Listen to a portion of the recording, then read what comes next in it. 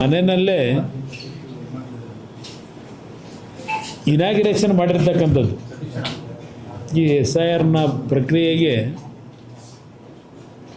ಏನು ಇನಾಗ್ರೇಷನ್ ಮಾಡಿ ಎಲ್ರಿಗೂ ಸಂದೇಶ ಕಳಿಸಿದರು. ಆ ಸಂದೇಶದ ಮುಖಾಂತರವೇ ಈಗ ಇಷ್ಟೊಂದು ರಾಜ್ಯದಲ್ಲಿ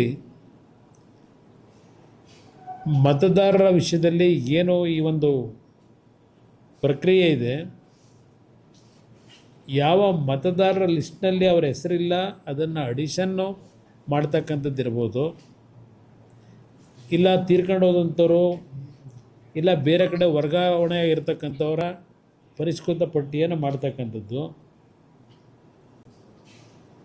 ಈ ರೀತಿ ಒಂದು 4-5 ನಿಯಮಾವಳಿಯನ್ನು ಕೊಟ್ಟು ಇವರಿಗೇನು ಪರಿಷ್ಕರಣೆ ಮಾಡಲಿಕ್ಕೆ ಹೇಳಿದ್ದಾರೆ. ಇವರು ಮಾಡ್ತಾ ಇರ್ತಕ್ಕಂಥದ್ದೇನು, ನೆನ್ನೆ ದಿನ ರಾಮನಗರದ ಚೌಲ್ಟ್ರಿಯಲ್ಲಿ ನಡೀತಾ ಇದ್ದಂಥ ವಿಷಯಗಳನ್ನು ಹಲವಾರು ಚೌಲ್ಟ್ರಿಗಳಲ್ಲಿ ತಾವೆಲ್ಲ ತಮ್ಮ ಮಾಧ್ಯಮದಲ್ಲಿ ಇವತ್ತೇನು ಜನತೆ ಮುಂದಿಟ್ಟಿದ್ದೀರಿ.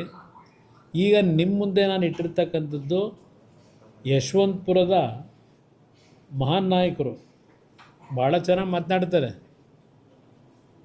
ಪಾಪ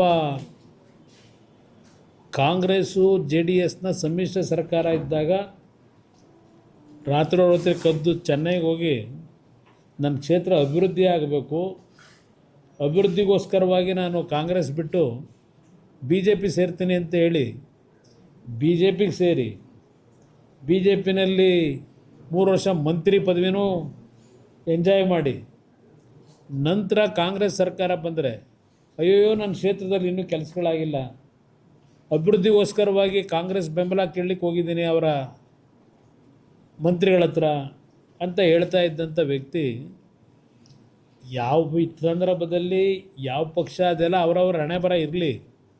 ಇವತ್ತು ಈ ಒಂದು ಪ್ರಕ್ರಿಯೆಯಲ್ಲಿ ಈ ಅಧಿಕಾರಿಗಳಿಗೆ ಅವರ ಒಂದು ಬುಕ್ಲೆಟ್ಗಳು, ಅವ್ರ ಫೋಟೋ ಇರ್ತಕ್ಕಂಥ ಬುಕ್ಲೆಟ್ಗಳಲ್ಲಿ ಅದು ಮತದಾರ ಲಿಸ್ಟ್ ಇಟ್ಕೊಂಡವರು ಏನು ಇಟ್ಕೊಂಡಿದ್ದಾರೋ ಅದೆಲ್ಲ ತನಿಖೆ ಆಗಬೇಕು.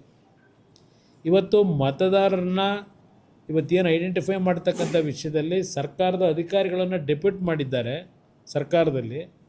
ಬಹುಶಃ ಈಗಿನ ಸರ್ಕಾರದಲ್ಲಿ ಇವರಿಗೆಲ್ಲರಿಗೂ ತಯಾರು ಮಾಡೇ ಕಳಿಸಿದ್ದಾರೆ. ಇಡೀ ರಾಜ್ಯದ ಅಧಿಕಾರಿಗಳಿಗೆ ಈ ಸರ್ಕಾರದ ಗುಲಾಮರಾಗಿ ಕೆಲಸ ಮಾಡಿ ಅಂತ ಹೇಳಿರಬೇಕು ಬಹುಶಃ. ಇವತ್ತು ನಿಮಗೆ ರೆಡ್ ಹ್ಯಾಂಡ್ ಆಗಿ ಯಾವೊಬ್ಬ ಅಧಿಕಾರಿ ಇವತ್ತು ಪ್ರಾಮಾಣಿಕವಾದ ಕೆಲಸ ಮಾಡಬೇಕು ಪಾರದರ್ಶಕತೆಯಿಂದ. ಯಶವಂತಪುರದ ತಾವರೆಕೆರೆ ಭಾಗದಲ್ಲಿ ಇವತ್ತು ಬೆಳಗ್ಗೆ ನಮ್ಮ ಕಾರ್ಯಕರ್ತರು ಇದನ್ನೇನು ಸೀಸ್ ಮಾಡಿದ್ದಾರೆ, ಆ ಹೆಣ್ಣುಮಗಳು ಇವತ್ತು ಅಧಿಕಾರಿಯಾಗಿ ಏನು ಕೆಲಸ ಮಾಡ್ತಾರೆ, ಸಾರಿ ಕೇಳ್ತಾರೆ.